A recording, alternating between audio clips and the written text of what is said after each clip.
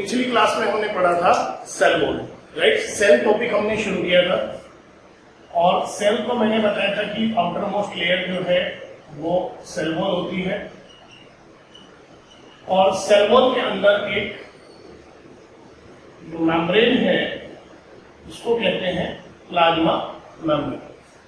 पूरा डिटेल में पढ़ेंगे स्ट्रक्चर और इसके फंक्शन। सबसे पहले जान लेते हैं कुछ डिस्कवरी के बारे में। तो फर्स्ट टाइम टी स्वॉन, ये वही टी स्वॉन है जिन्होंने सेल थ्योरी भी देखी, जिन्होंने पहली बार प्लाज्मा मेम्ब्रेन को डिस्कवर किया था 1830 में। इन 1855 नगेली एंड क्रेमर ने पहली बार इसको सेल मेम्ब्रेन का नाम दिया था। इन 1899 ओवर्टन ने कंफर्म किया था कि जितने भी ऑर्गेनिजम्स हैं या जितनी भी सेल्स हैं उन सभी के चारों तरफ प्लाज्मा मेम्ब्रेन पाई जाती है और उन्होंने एज्यूम किया था कि ये जो प्लाज्मा मेम्ब्रेन है ये बाइलेयर में होती है, लेकिन अभी बनी किस चीज की होती है ये किसी को नहीं पता था। 1931 में प्लाउ ने इसको प्लाज्मा लेमा कहा था। प्लाज्मा लेमा इसलिए कहा था क्योंकि लेमा का मतलब होता है कवर, और ये प्रोटोप्लाज्म को कवर कर रही है। जो साइटोप्लाज्म है प्लस जो न्यूक्लियस है उसको कवर करने वाली जो मेम्ब्रेन है बेसिकली, इसलिए उन्होंने इसको प्लाज्मा लेमा वर्ड दिया था। 1935 में पहली बार डेवसन और डैनिली ने सैंडविच मॉडल दिया था। सैंडविच मॉडल में इन्होंने क्या बताया था? इन्होंने बताया था एक्चुअली उस टाइम तक क्या था कि इलेक्ट्रॉन माइक्रोस्कोपी की डिस्कवरी हो चुकी थी 1931 में। तो ये याद रहे कि इन 1931 में इलेक्ट्रॉन माइक्रोस्कोपी की डिस्कवरी हुई थी। ये भी मैंने आपको बताया था कि इलेक्ट्रॉन माइक्रोस्कोपी की डिस्कवरी करने वाले थे नॉल एंड रस्का, राइट। तो उस डिस्कवरी के बाद पहली बार डेवसन और डैनिली ने सेल मेम्ब्रेन को इलेक्ट्रॉन माइक्रोस्कोप में स्कैन करके देखा कि इसकी स्ट्रक्चर क्या दिखाई देती है। तो इन्होंने बताया कि ऊपर की तरफ एक लेयर है प्लस एक डेंस लेयर नीचे की तरफ है और बीच में एक ट्रांसपेरेंट लेयर है। ये जो है ये डेंस लेयर है और बीच में एक ट्रांसपेरेंट लेयर है। This is transparent. और इन्होंने कहा कि जो ऊपर की दोनों लेयर हैं ये दोनों ही प्रोटीन की बनी है। दोनों ही लेयर, ऊपर वाली लेयर भी और नीचे वाली लेयर भी प्रोटीन की बनी है, जबकि जो मिडिल लेयर है ये लिपिड की बनी है, राइट। तो इसलिए इन्होंने कहा था कि लिपिड्स हैं वो प्रोटीन के बीच में एक सैंडविच की तरह से एसोसिएटेड हैं, लगे हुए हैं। जैसे सैंडविच में ब्रेड्स के अंदर हम वेजिटेबल्स को रख देते हैं, उसी तरह से प्रोटीन्स के बीच में लिपिड्स अरेंज है, इसलिए इसको सैंडविच मॉडल नाम दिया था। इन्होंने बेसिकली इसको अगर दूसरे नाम की बात करें तो रेल रोड मॉडल भी कहा था। रेल रोड मॉडल, जैसे रेलवे का ट्रैक होता है उसी तरह से दो यहां पर उन्हें एक ट्रैक जैसा दिखाई दिया था। ट्रैक में आप देखेंगे कि रेलवे की जो पटरियां होती है वो डार्क होती है और बीच का जो एरिया होता है वो थोड़ा सा लेस डेंस होता है, राइट। तो इसलिए उन्होंने इसको क्या कहा था? रेल रोड मॉडल भी कह दिया था। इन 1945 में रॉबर्टसन आए और उन्होंने इसको यूनिट मेम्ब्रेन मॉडल भी कहा। इन्होंने बेसिकली इसको क्या कहा? इन्होंने बिल्कुल जो डेवसन और डैनिली ने कहा था उसी चीज को आगे और प्रमोट किया और अच्छी रिफाइनिंग के साथ पिक्चर्स को कैप्चर किया। और इन्होंने भी ये बताया कि जो अपर लेयर है वो लेयर इलेक्ट्रॉन डेंस है। इन्होंने ये बताया कि ये लेयर इलेक्ट्रॉन डेंस है और नीचे वाली लेयर भी इलेक्ट्रॉन डेंस है और बीच में जो लेयर है वो लेयर इलेक्ट्रॉन ट्रांसपेरेंट है।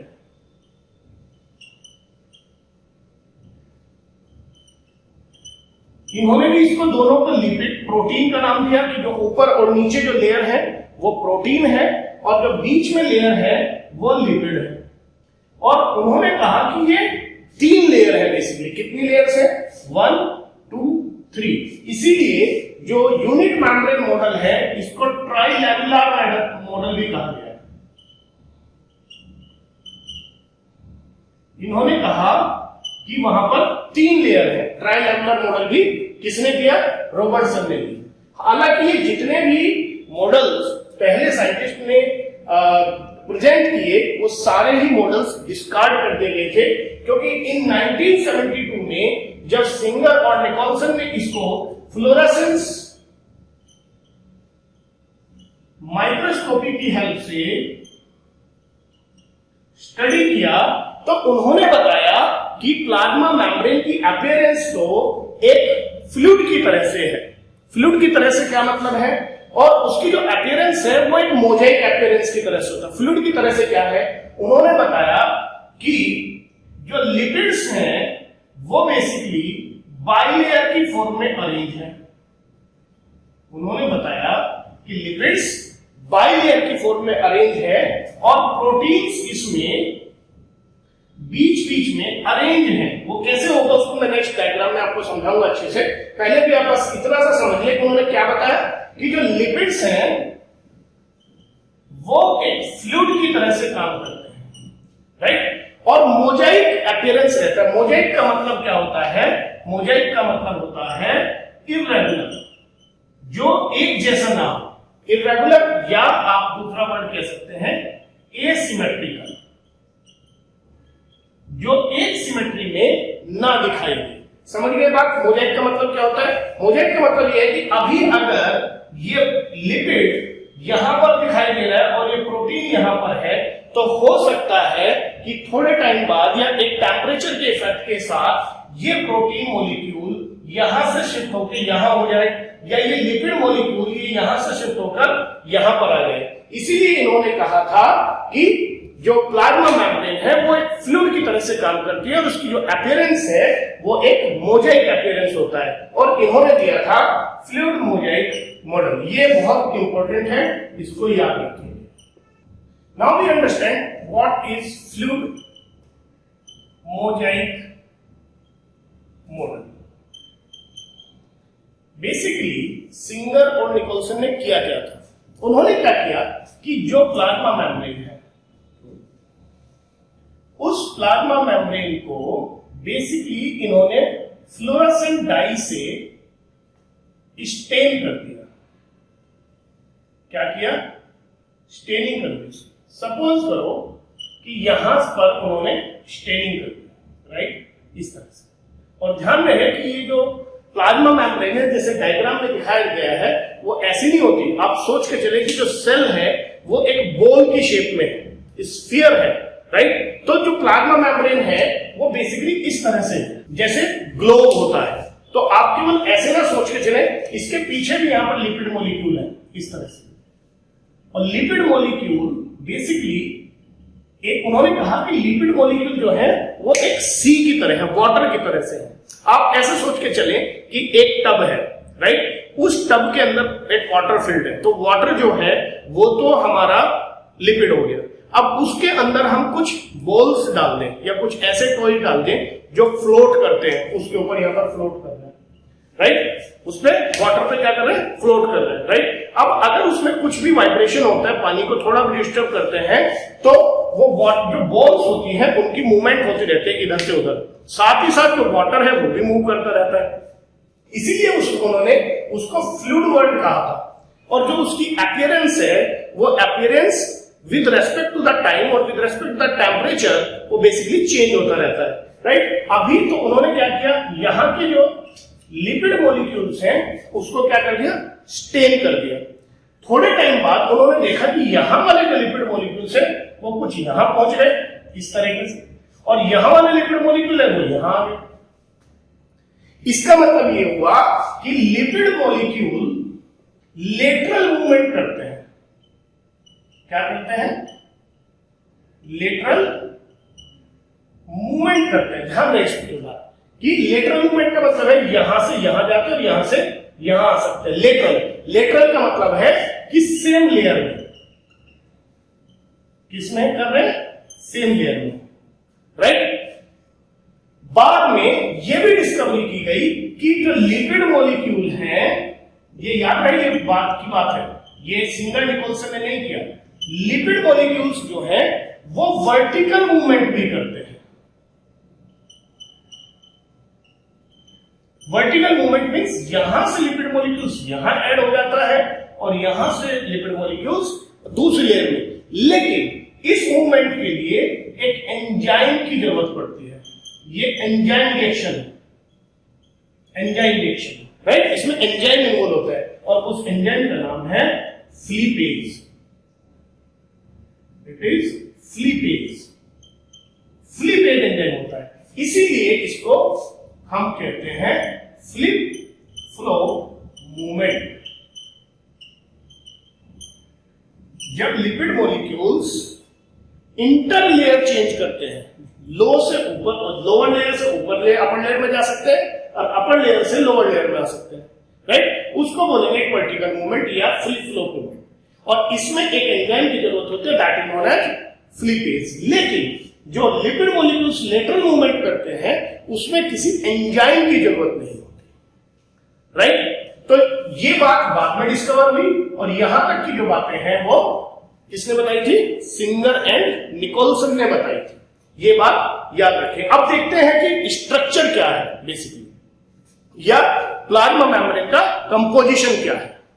Now discuss this structure and composition. Structure में अगर बात करें, लिपिड बाइलेयर है। अभी हमने बात करी लिपिड बाइलेयर है। अब ये बाइलेयर क्यों होती है इसका भी एक रीजन है, अभी वो मैं आपको समझाऊंगा डिटेल में। इसके अलावा इसमें क्या होता है, इसके अंदर होते हैं प्रोटीन और होता है carbohydrates. This is the composition. Lipids होते हैं, लिपिड्स की बाइलेयर होती है, प्रोटीन होते हैं और कार्बोहाइड्रेट्स होते हैं। अगर हम बात करें आरबीसी की, रेड ब्लड सेल्स या इरेथ्रोसाइट्स की बात करें, तो लिपिड का कंपोजिशन 40% होता है, जबकि प्रोटीन का कंपोजिशन कितना होता है? 52% होता है। तो अकॉर्डिंग टू एनसीईआरटी आपको बता दूं। और जो कार्बोहाइड्रेट है, तो जितना भी बचा वो क्या बचा? कार्बोहाइड्रेट। तो एनसीईआरटी में लिखा less than 10%, so it is 8%, right. तभी तो टोटल 100% होगा। तो किस तरीके से लिपिड्स, प्रोटीन्स और कार्बोहाइड्रेट्स किस तरह से अरेंज होते हैं वो हम स्ट्रक्चर में पढ़ेंगे। अब लिपिड्स की अगर बात करें तो लिपिड्स में जो मेजॉरिटी में लिपिड्स होते हैं, जो मेजर लिपिड्स होते हैं वो होते हैं फॉस्फोलिपिड। फॉस्फोलिपिड। और फॉस्फोलिपिड में भी अगर बात की जाए तो लेसिथिन एक फॉस्फोलिपिड है। ध्यान रहे, लेसिथिन एक फॉस्फोलिपिड है। कैसे होता है लेसिथिन फॉस्फोलिपिड, इसकी हमने एक बायोमोलिक्यूल्स में क्लास ले रखी है। वैसे मैं थोड़ा सा ब्रीफ यहां पर भी दूंगा कि कैसे लिपिड्स फॉस्फोलिपिड बनते हैं, लेसिथिन बनते हैं। और दूसरा यहां पर हो जाता है जो कोलेस्ट्रॉल। कोलेस्ट्रॉल भी यहां पर लिपिड्स। इसके अलावा कुछ और भी लिपिड्स पाए जाते हैं, ऐसा ना समझे कि केवल यही दो लिपिड्स हैं, और भी लिपिड्स पाए जाते हैं। कोलेस्ट्रॉल हम एक एपोलर है या नॉन पोलर कह लें इसको, जबकि जो फॉस्फोलिपिड है वो पोलर लिपिड होता है, राइट। जो प्रोटीन की बात करें तो प्रोटीन यहां पर मेजर क्लास में अगर हम बात करें तो इंटीग्रल प्रोटीन होते हैं। याद रहे, क्योंकि अगला जब हम स्ट्रक्चर बनाने वाले हैं तो वहां पर ये काम आएगा। इंटीग्रल प्रोटीन और दूसरे होते हैं हमारे पेरिफेरल प्रोटीन। इंटीग्रल प्रोटीन और peripheral protein, right. Integral protein का हम दूसरा नाम हो सकता है, किसी बुक में आपको इंट्रिंसिक वर्ड भी आपको मिल जाए, इंट्रिंसिक और एक्सट्रिंसिक। जैसा कि नाम से ही पता चल रहा है कि एक्सट्रिंसिक जो बाहर की तरफ है या पेरिफेरी पर है, इंटीग्रल जो बीच में धसे हुए हैं, और इंट्रिंसिक यानी कि अंदर की तरफ पर। जो कार्बोहाइड्रेट्स होती है वो फ्री फॉर्म में नहीं होती, याद रहे इस बात को। कार्बोहाइड्रेट्स, एक तो ये बात लिखने की है, not present in free form. Free form का मतलब है कि वो कॉन्जुगेटेड होती है, या तो लिपिड्स के साथ कॉन्जुगेटेड होंगी या प्रोटीन के साथ कॉन्जुगेटेड होगी। एक बात तो ये याद रखनी है, कैसे? जैसे हम पढ़ते हैं ग्लाइकोलिपिड, तो यहां पर कार्बोहाइड्रेट जो कि ग्लूकोज है या कोई और दूसरी कार्बोहाइड्रेट है, वो किसके साथ एसोसिएटेड है? लिपिड के साथ एसोसिएटेड है। कैसे होगा वो स्ट्रक्चर में हम पढ़ेंगे। या ग्लाइको प्रोटीन पढ़ते हैं, राइट? तो ये एग्जांपल्स है किसके? कार्बोहाइड्रेट्स के। और एक चीज और ध्यान रहे, ये इंपॉर्टेंट है, present only on outer layer या आउटर सरफेस ऑफ मैटर। जो बाहर वाली सरफेस होती है केवल उसी पर कार्बोहाइड्रेट पाई जाती है, जो इंटरनल सरफेस होगी उस पर नहीं मिलेगी, राइट? अब हम ये पहले कंपोजिशन नोट डाउन कर लें, उसके बाद फिर इसकी स्ट्रक्चर को डिस्कस करेंगे, स्टडी करेंगे। और याद रहे एक चीज और यहां पर समझे कि ये जो कंपोजिशन है, ये कंपोजिशन वैरी किया जा सकता है, राइट? जो स्ट्रक्चर है प्लाज्मा मेम्ब्रेन की, वो सभी ऑर्गेनिजम्स में, चाहे आप कोलेरा ले लें, फंजाई ले लें, प्रोटिस्टा ले लें, एनिमेलिया ले लें या प्लांट ले लें, सभी में, या कोई सेल ऑर्गेनल्स ले लें, सभी के अंदर जो कंपोजिशन है वो तो चेंज हो सकता है, लेकिन जो स्ट्रक्चर है वो सेम रहेगी सब जगह। ये चीज ध्यान रखना। Now we understand the structure. ध्यान से समझना। जैसे मैंने कहा लिपिड, पहले तो लिपिड को थोड़ा सा समझ लेते हैं क्या होता है लिपिड। लिपिड बेसिकली एक एल्कोहल प्लस फैटी एसिड से मिलकर लिपिड बनते हैं। जैसे एल्कोहल में अगर मैं एक एग्जांपल लूं, ग्लिसरॉल, तो ग्लिसरॉल का जो फॉर्मूला होता है वो है COH। OH ग्रुप एल्कोहल का होता है, C ये भी OH, COH। अगर मैं इसके ग्रुप पूरे करूं तो H H and H। This is glycerol, right? अब जो फैटी एसिड है, क्योंकि एसिड के साथ कौन सा ग्रुप होता है? COOH, और ये long chain of the carbon, hydrocarbon. Similarly यहां पर भी, राइट? अब यहां से जब इन दोनों के बीच में एक बॉन्ड फॉर्म होता है तो H2O मॉलिक्यूल बाहर निकल जाएगा। H2O अगर मैं बाहर निकालूं, यहां से ये H निकाल दे, यहां से OH निकाल दे, तो आप देखेंगे कि एक बॉन्ड बन गया C डबल बॉन्ड O, इस तरीके से, राइट?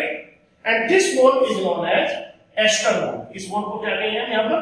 ये बॉन्ड कहलाएगा एस्टर बॉन्ड। इसी तरह से यहां पर बन जाएगा एस्टर बॉन्ड, और इसी तरह से यहां पर बन जाएगा एस्टर बॉन्ड। तो इस तरह के लिपिड को हम कहते हैं ट्राइग्लिसराइड्स। क्या कहा? Triglycerides, right? अब अगर इस कार्बन पर जो OH ग्रुप है वहां पर फैटी एसिड ना लगे, सोच के चलना, क्या ना लगे? फैटी एसिड ना लगे, उसकी जगह पर अटैच हो जाता है एक फॉस्फेट ग्रुप। क्या अटैच हो रहा है? Phosphate group, right? और फॉस्फेट ग्रुप से अटैच हो जाता है कोलिन। फॉस्फेट ग्रुप से अटैच हो गया कोलिन, तो ये मॉलिक्यूल कहलाता है आपका लेसिथिन। समझ में आई बात? ये क्या था? जो मैंने ट्राइग्लिसराइड के अभी जो स्ट्रक्चर बनाई थी वो बेसिक लिपिड्स होते हैं, बेसिक, राइट? आप उनमें मॉडिफिकेशंस हो रहे हैं। तो यहां पर इस कार्बन पर जो हाइड्रोक्सिल ग्रुप था, उस ग्रुप पर basically long chain of fatty acid का अटैच हो गया। क्या अटैच हुआ? फॉस्फेट। तो ये क्या बन गया? फॉस्फेट के अटैच होते ये क्या बन गया? फॉस्फोलिपिड। फिर फॉस्फेट के साथ अटैच क्या हो गया? कोलिन। कोलिन के अटैच होते ये क्या बन जाता है? लासिन। इसलिए इस कोलिन की जगह कोई दूसरा मॉलिक्यूल भी अटैच हो सकता है, और इस तरह से लिपिड की जो स्ट्रक्चर है, यानी कि जो नेमिंग है, वो बदल जाती है। समझ में? स्टिंगोमाइलिन आएगा, आगे पढ़ेंगे जब लिपिड की जो क्लास मैंने रिकॉर्ड करके डाल रखी है वो पढ़ेंगे तो वहां पर आपको पूरा समझ में आएगा। ठीक? अब आप इसको ऐसे समझे, यहां पर बेसिकली ये जो है ये आपका एल्कोहल है, जो अभी आपने ये बना, राइट। इस एल्कोहल ग्रुप के ऊपर क्या लगा हुआ है, PO4, और PO4 तो चार्ज है, क्या होता है, चार्ज, इसके पास तो चार्ज होता है, राइट। इसके ऊपर लगा हुआ है कोलिन, और यहां पर दो लगी हुई है आपकी फैटी एसिड्स की चेन।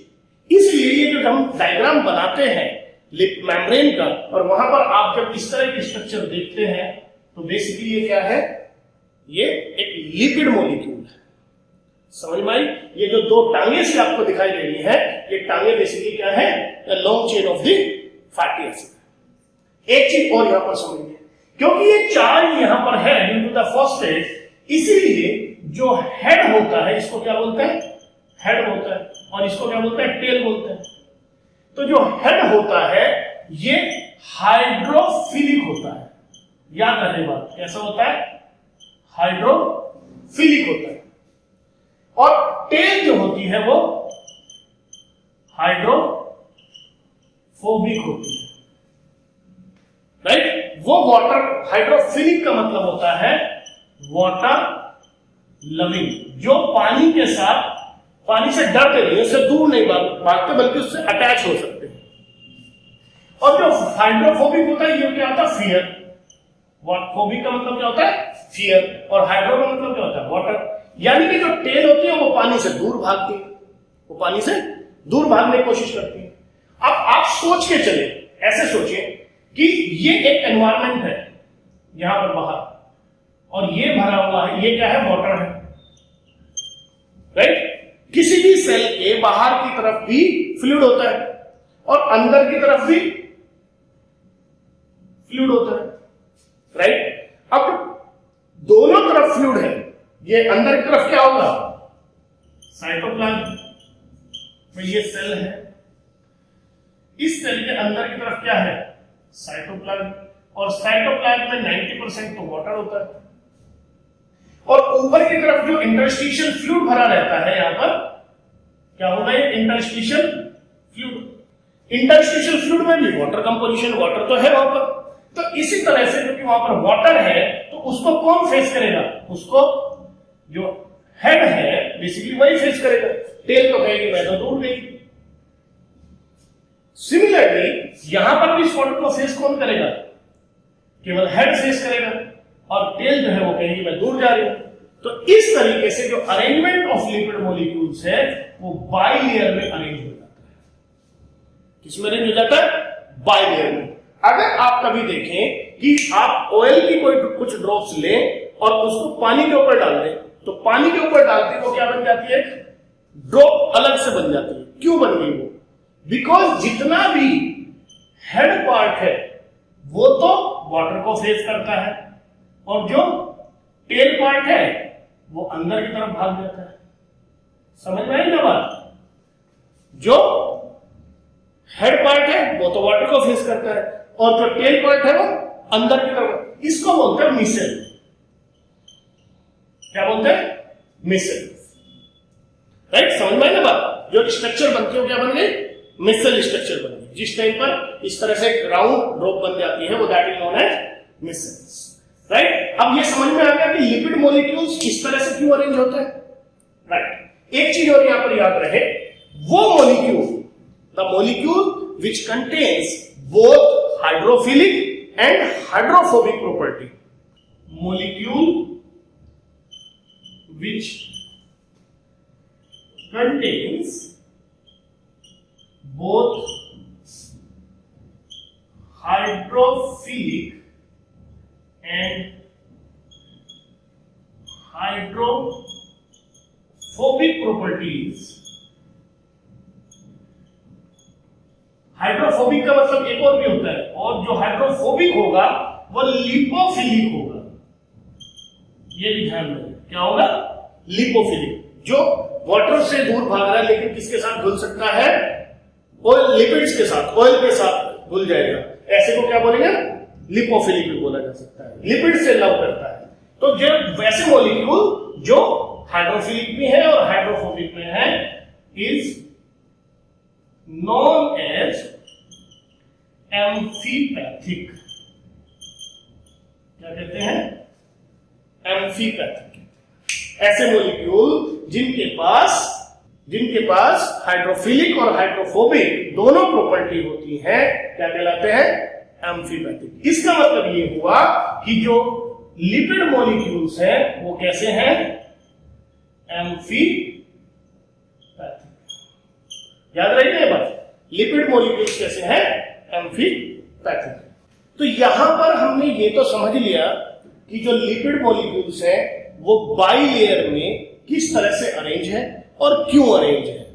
क्यों अरेंज है ये आपको समझ में आ गया। हाइड्रोफिलिक हेड हमेशा वाटर को फेस करेगा और हाइड्रोफोबिक टेल हमेशा अंदर की तरफ चली जाएंगी क्योंकि वो फियर करती है वाटर से।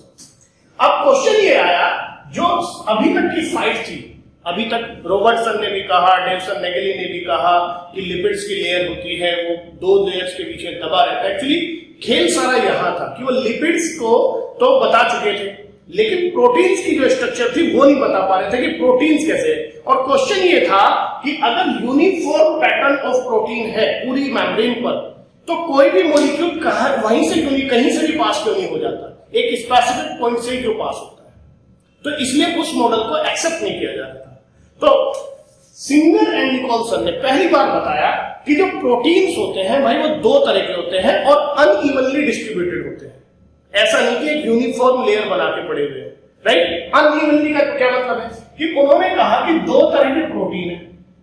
कुछ प्रोटीन तो ऐसे हैं जो एम्बेडेड है। क्या है? कुछ प्रोटीन्स एम्बेडेड है और कुछ प्रोटीन्स ऐसे हैं जो केवल सरफेस पर है, जो केवल सरफेस पर है। जैसे मैं यहां बना दूं एक, नीचे यहां पर ये प्रोटीन है। समझ में आई बात? दो तरह के प्रोटीन बताए कि ये वाले जो प्रोटीन है वो इंटीग्रल प्रोटीन है या इंट्रिंसिक प्रोटीन है। जो मैंने बताया था इंट्रिंसिक प्रोटीन है। और ये वाले जो प्रोटीन है ये पेरिफेरल प्रोटीन। पेरिफेरल में भी ये इंटरनल पेरिफेरल और ये वाले एक्सटर्नल पेरिफेरल। ये क्या है? External peripheral protein. समझ में आ गई ना बात यहां तक, राइट? ये इंटरनल पेरिफेरल प्रोटीन है। और ये भी उन्होंने कहा था कि ये स्ट्रक्चर फिक्स नहीं है, हो सकता है थोड़े टाइम बाद ये प्रोटीन यहां से यहां जाए, लिपिड मॉलिक्यूल्स यहां चले जाए।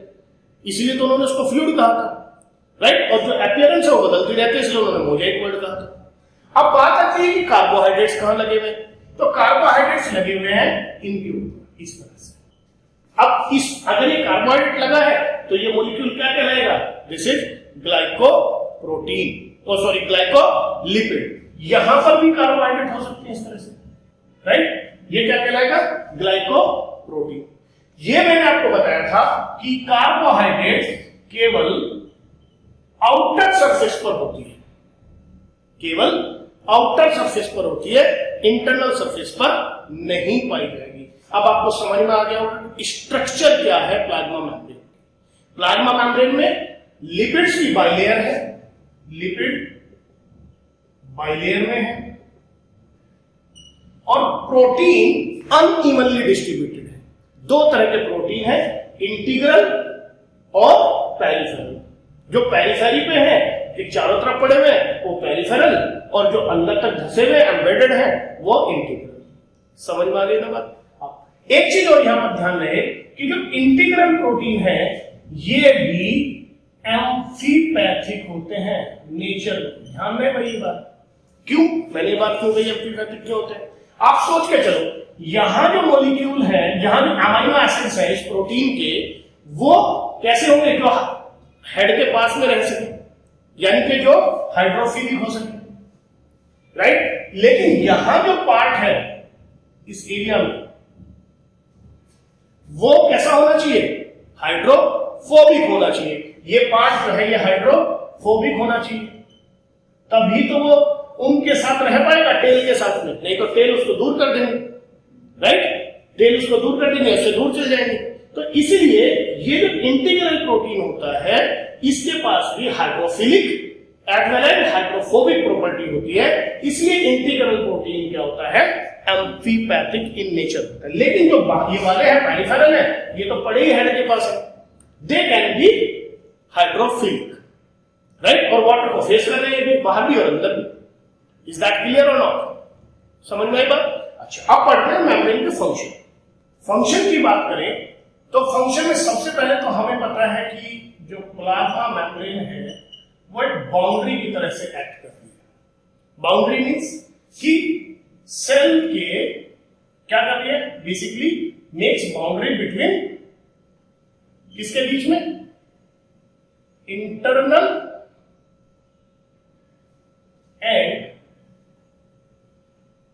External environment.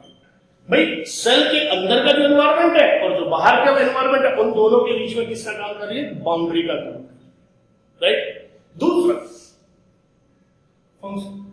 सेल रिकॉग्निशन का काम करती है। सेल रिकॉग्निशन का मतलब क्या हुआ कि इस सेल के साथ जब रिकॉग्नाइज करना होगा तो वो कौन करवाएगा, वो सब मेम्ब्रेन तो करवाएगी। और ये मैं और थोड़ा सा आपको आगे जाके बताऊं कि मेम्ब्रेन में भी जो कार्बोहाइड्रेट्स होते हैं उनका सबसे बड़ा रोल होता है। जिस टाइम पर हम कहते हैं ना कि किसी का ब्लड ग्रुप अगर ए है या बी है, बी पॉजिटिव है, अगर इसको हमने ए पॉजिटिव ब्लड ग्रुप का डोनेशन दे दिया तो वो सेल्स के अंदर एग्लूटिनेशन हो जाएगा, क्लॉट बन जाएंगे और डेथ हो जाएगी। कैसे? क्योंकि यहां पर जो सेल्स के ऊपर रिसेप्टर्स होते हैं, वो रिसेप्टर्स ही बेसिकली रिकॉग्नाइज किए जाते हैं एंटीबॉडी के थ्रू। और वो रिसेप्टर्स बेसिकली क्या होता है, कार्बोहाइड्रेट्स होते हैं।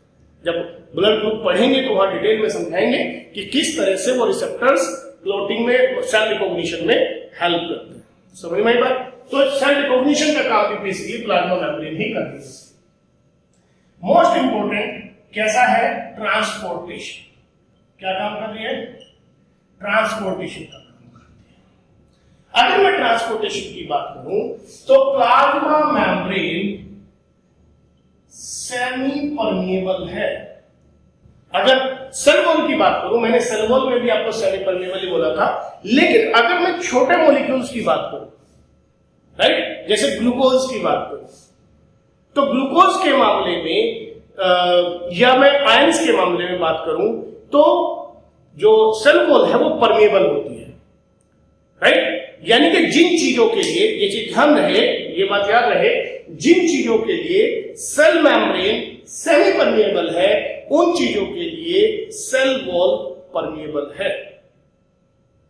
जिन चीजों को सेल मेम्ब्रेन इजीली अलाउ नहीं करती है, एंट्री नहीं देती है, सेल वॉल उनको एंट्री दे देती है विदाउट एनी हेजिटेशन। समझ में आई बात? तो यहां पर प्लाज्मा मेम्ब्रेन क्या है, सेमी परमिएबल है। और जिन मॉलिक्यूल्स की हम बात कर रहे हैं उन मॉलिक्यूल्स के लिए सेल वॉल परमिएबल है।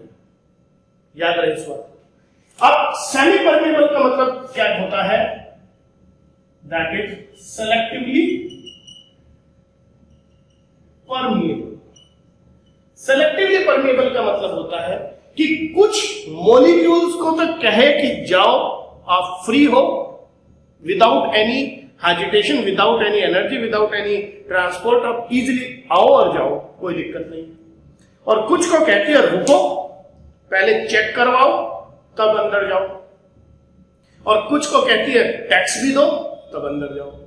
यानी कि कुछ से टैक्स भी लेगी, कुछ को ट्रांसपोर्टेशन के थ्रू अंदर करेगी, कुछ से ट्रांसपोर्टेशन के पैसे भी लेगी, कुछ खर्च कराएगी, और कुछ को कहेगी विदाउट एनी हेजिटेशन आओ और जाओ, राइट। चलो कैसे, इसलिए उसको क्या कहते हैं, सेलेक्टिवली परमिएबल कहते हैं। अब वो जो परमिएबिलिटी है वो किस चीज पर डिपेंड करती है, तो transportation depends upon size and polarity. याद रहे बस इतनी सी बात है, साइज और पोलैरिटी। कुछ मॉलिक्यूल स्मॉल साइज के हैं एंड पोलर है, राइट। कुछ ऐसे हैं स्मॉल है प्लस चार्ज है, कुछ ऐसे हैं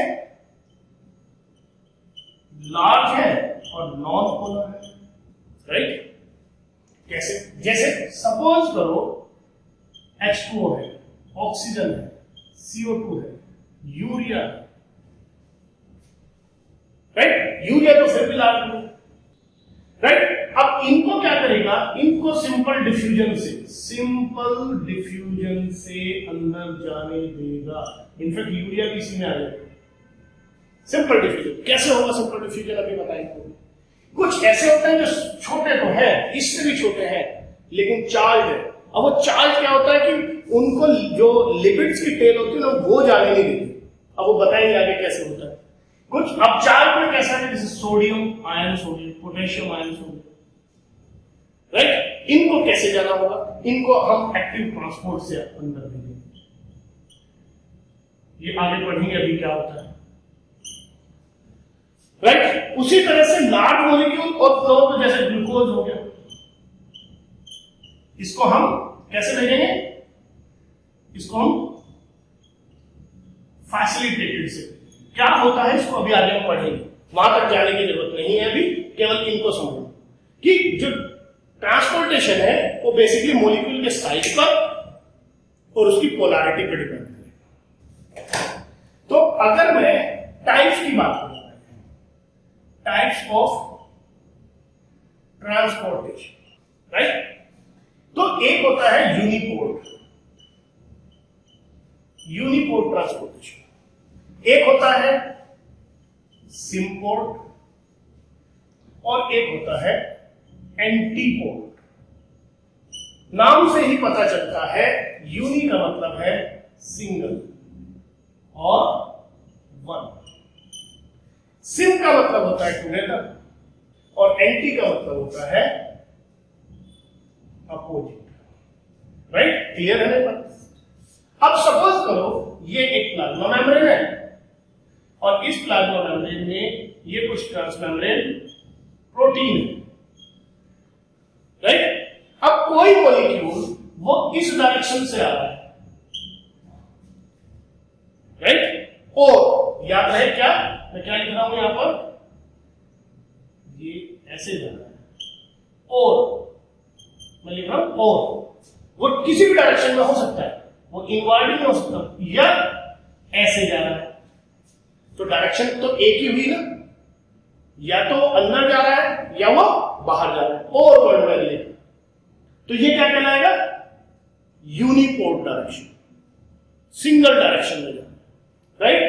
अगर कोई मॉलिक्यूल ये तो जा ही रहा है, एंड साथ में ये भी जा रहा है, ये तो जा रहा है, साथ में एक और भी जा रहा है, एंड वर्ड मैंने यूज किया, तो इसको क्या बोलेंगे?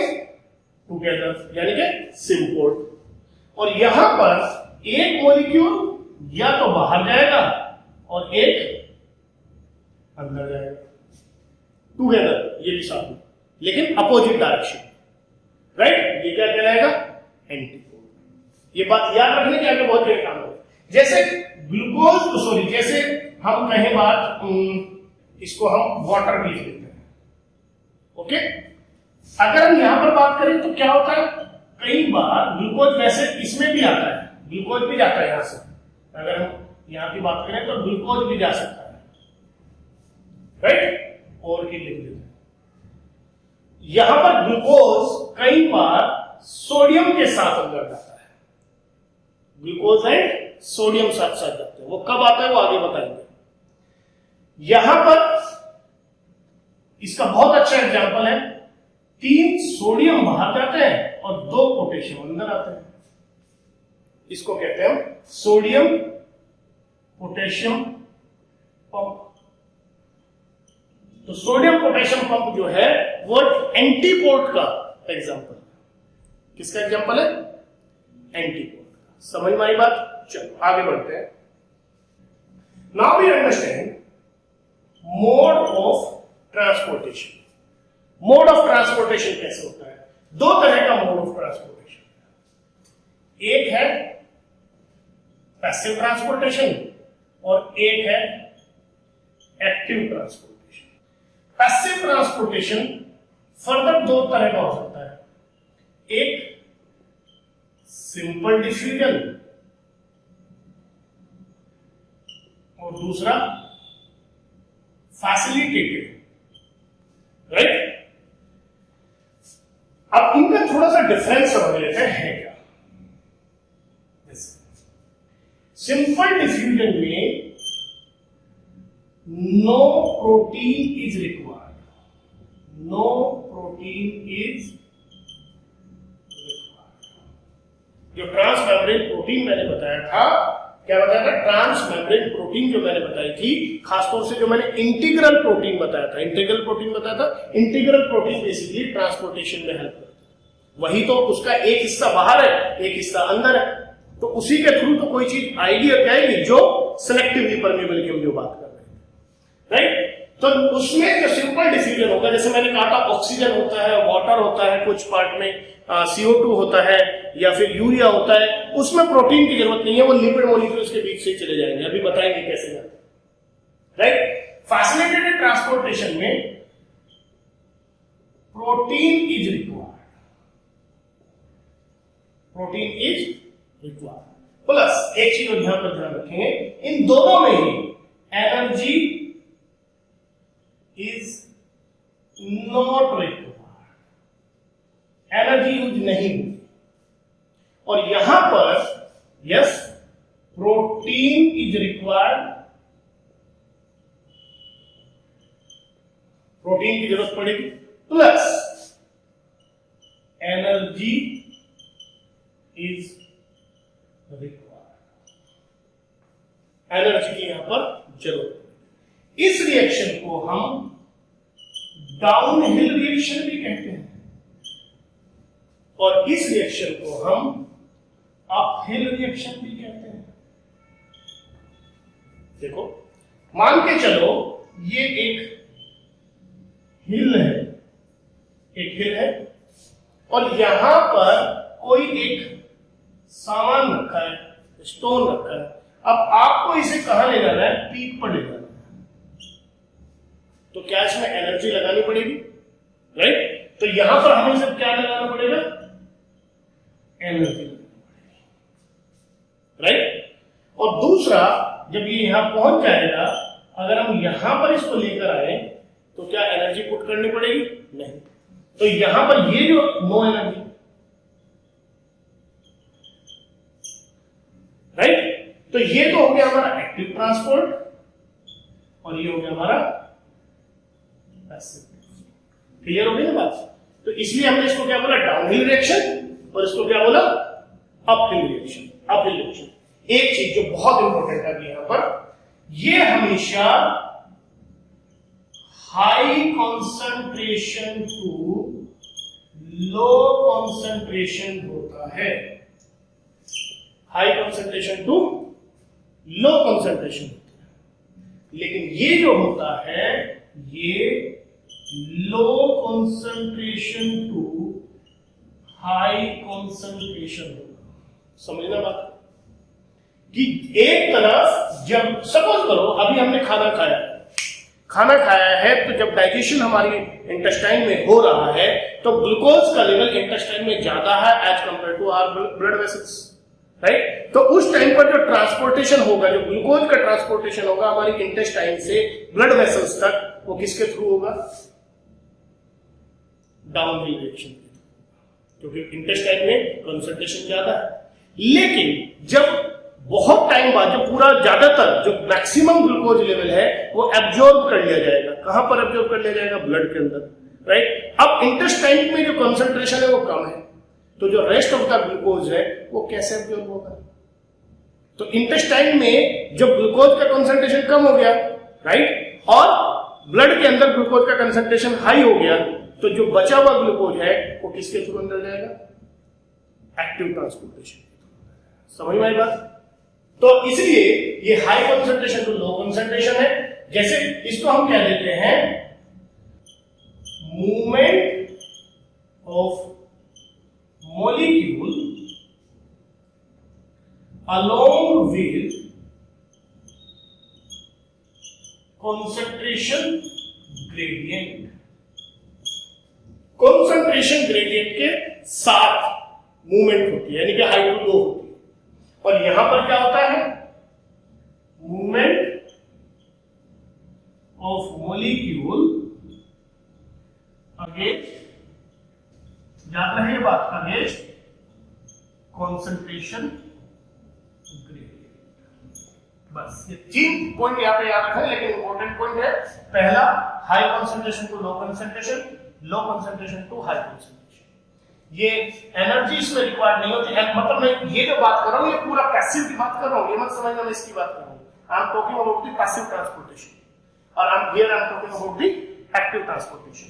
तो एक्टिव ट्रांसपोर्टेशन में प्रोटीन रिक्वायर्ड है, यहां प्रोटीन रिक्वायर्ड है केवल फैसिलिटेटेड में, सिंपल वे में, राइट। यहां पर एनर्जी की जरूरत पड़ेगी, यहां एनर्जी की जरूरत नहीं पड़ेगी।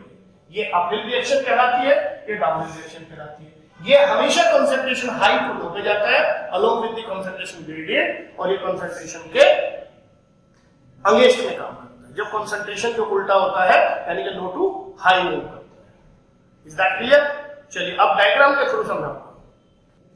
ओके, यहां पर मैंने पेरिफेरल प्रोटीन्स नहीं बनाए हैं, सिर्फ जो इंटीग्रल प्रोटीन्स है वही बनाए, राइट। अब क्योंकि हमें सिर्फ ट्रांसपोर्टेशन समझाना तो आप समझिए कि वो मॉलिक्यूल्स जो इजीली लिपिड मॉलिक्यूल से पास होके इधर से या इधर से बाहर जा सकते हैं, ये कहलाएगा आपका सिंपल डिफ्यूजन। क्या कहलाएगा? Simple diffusion. इसमें कोई प्रोटीन की जरूरत नहीं पड़ेगी, कोई प्रोटीन की रिक्वायरमेंट नहीं है। जैसे मैंने कहा क्या जाएगा, CO2 जाएगा, ऑक्सीजन जाएगा, कुछ वाटर भी चला जाएगा, प्लस मैंने कहा यूरिया भी चला जाएगा। अब ये जो मॉलिक्यूल्स हैं, ये मॉलिक्यूल्स का साइज छोटा है, तो वो मॉलिक्यूल जब छोटे हैं, राइट, भले ही पोलर है, कुछ मॉलिक्यूल ऐसे हैं। अच्छा एक चीज और ध्यान रहे कि जो इंटीग्रल प्रोटीन है, यानी कि जो ट्रांसपोर्टर है, ये कह लें आप उसको, जो ट्रांसपोर्टर है, जो वो प्रोटीन जो ट्रांसपोर्टेशन का काम कर रहे हैं, वो 2 तरह के हैं आपके, एक कैरियर है और दूसरे चैनल्स। एक कैरियर है और एक चैनल से। फर्क समझना दोनों में क्या है। जैसे आपने कभी देखा होगा कुछ जगह पर दरवाजे जो हैं वो चैनल्स की फॉर्म में लगे हैं, आपने देखे होंगे, कुछ होता है ना चैनल्स की फॉर्म में। तो चैनल्स में अगर किसी को एंट्री करनी है तो यहां से एंट्री कर सकता है, उसे अपनी शेप बदलने की जरूरत नहीं होती, राइट। तो यहां पर जो चैनल्स होते हैं वो एक तो सेलेक्टिव होते हैं, बहुत क्या होते हैं, सेलेक्टिव होते हैं। दूसरा, डू नॉट चेंज शेप। क्या नहीं चेंज करते? शेप चेंज नहीं करते। जैसे यहां से कोई मॉलिक्यूल आया, वो यहां से सीधा निकल गया ऐसे। इसका एक एग्जांपल है एक्वापोरिन। क्या है? एक्वापोरिन। एक्वा वर्ड किसके लिए यूज करता है? वाटर के लिए। तो जो वाटर मॉलिक्यूल्स की जो maximum transportation of water molecules होता है वो किसके थ्रू होता है? एक्वापोरिन्स के थ्रू होता है। किसके थ्रू है? एक्वापोरिन्स के थ्रू। और एक चीज और ध्यान रहे, एक्वापोरिन्स 8 पॉलीपेप्टाइड से मिलकर बना होता है। किससे बना है? 8 पॉलीपेप्टाइड से। इज दैट क्लियर और नॉट? ठीक है, अब आगे बढ़ते हैं। जो कैरियर प्रोटीन होती है ये शेप चेंज करते हैं, चेंज देयर शेप। कैसे? जैसे यहां पर आकर सपोज ग्लूकोज मॉलिक्यूल आके यहां पर बाइंड हो गया। क्या बाइंड हो गया? यहां पर ग्लूकोज मॉलिक्यूल बाइंड हो गया। अब जैसे जैसे अंदर की तरफ जाएगा ये क्या चेंज करता चला जाएगा? अपनी शेप चेंज करता चला जाएगा। जैसे अभी यहां पर ये शेप थी, अब यहां पर ये शेप बन जाएगी ऐसे। और जिस टाइम पर ये ग्लूकोज मॉलिक्यूल यहां से निकलेगा तो ये ऐसे अपनी शेप बना लेगा। Is that clear? समझ वाली बात है? नहीं। जैसे सपोज करो ये प्रोटीन है, राइट। अब इस प्रोटीन में यहां पर अभी तक सिर्फ ये है कि यहां पर कोई मॉलिक्यूल आकर बाइंड हो सकता है, ये मॉलिक्यूल आकर बाइंड हो। अब इस मॉलिक्यूल को अंदर जाने के लिए रास्ता नहीं है, कोई शेप ऐसी नहीं है, तो ये क्या करेगा, अपने अंदर कन्फर्मेशनल चेंज करेगा।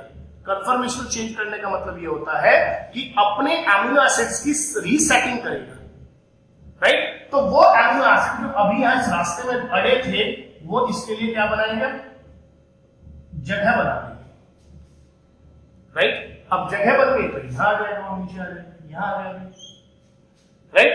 अब जब यहां आ जाएगा तो ये वाले एमिनो एसिड इसके लिए रास्ता बना देंगे, जब यहां आ जाएगा तो ये यहां पर आकर जब निकलेगा तो ये बाहर निकल जाएगा।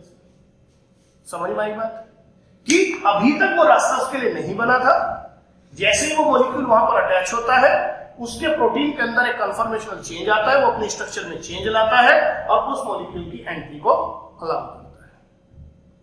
क्लियर हो गई बात? इसीलिए ये क्या होती है, राइट। ये बात क्लियर हो गई? ओके, आगे बढ़ते हैं। तो ये दोनों ही एग्जांपल जो मैंने अभी यहां पर दिए, ये दोनों ही एग्जांपल किसके हैं, फैसिलिटेटेड के हैं, कि मॉलिक्यूल्स अंदर तो जा रहे हैं, मॉलिक्यूल्स एंट्री तो कर रहे हैं या एग्जिट तो कर रहे हैं, बट कोई एनर्जी यूटिलाइज नहीं कर रहे, राइट। यहां पे कोई एनर्जी यूज नहीं हुई। समझ में आई बात? तो ये दूसरे तरह का हो गया। पहला मैंने बताया सिंपल डिफ्यूजन, दूसरा बताया मैंने फैसिलिटेटेड ट्रांसपोर्टेशन। तीसरे की बात करते हैं।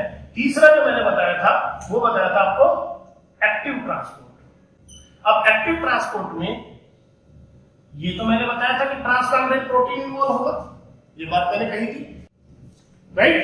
तो यहां पर एक क्वेश्चन बन सकता है कि एक्स्ट्रा सेलुलर फ्लूइड में ये क्या है, एक्स्ट्रा सेलुलर फ्लूइड, बाहर की तरफ अगर मैं बताऊं, ये क्या है, इंट्रा सेलुलर फ्लूइड। तो क्वेश्चन पूछा जा सकता है कि एक्स्ट्रा सेलुलर फ्लूइड में मैक्सिमम यानी कि सबसे ज्यादा अमाउंट में पाया जाने वाला आयंस जो होता है वो क्या होता है, सोडियम। ध्यान दें ये बात, ये नोट कर लेना कि बाहर की तरफ सबसे ज्यादा एक्स्ट्रा सेलुलर फ्लूइड में जो आयन पाया जाता है वो कौन सा होता है, सोडियम। और अंदर की तरफ सबसे ज्यादा पाया जाने वाला कौन सा होता है, पोटेशियम। पूछा जा सकता है क्वेश्चन, राइट। तो अब जिस टाइम पर ट्रांसपोर्टेशन यानी कि एक, यहां पर याद होगा अभी मैंने पिछली स्लाइड्स में बताया था कि एक एंटीपोर्ट का एग्जांपल दिया था। एंटीपोर्ट में क्या होता है कि 3 सोडियम बाहर जाते हैं। कितने जाते हैं, 3 सोडियम बाहर जाते हैं, प्लस बदले में आते हैं 2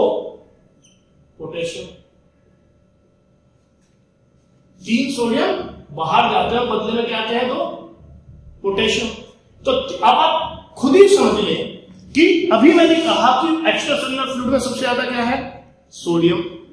उसके बावजूद भी सोडियम ही बाहर जा रहा है। सोडियम क्या कर रहा है, बाहर जा रहा है। और अंदर सबसे ज्यादा क्या है, पोटेशियम, फिर भी पोटेशियम अंदर आ रहा है।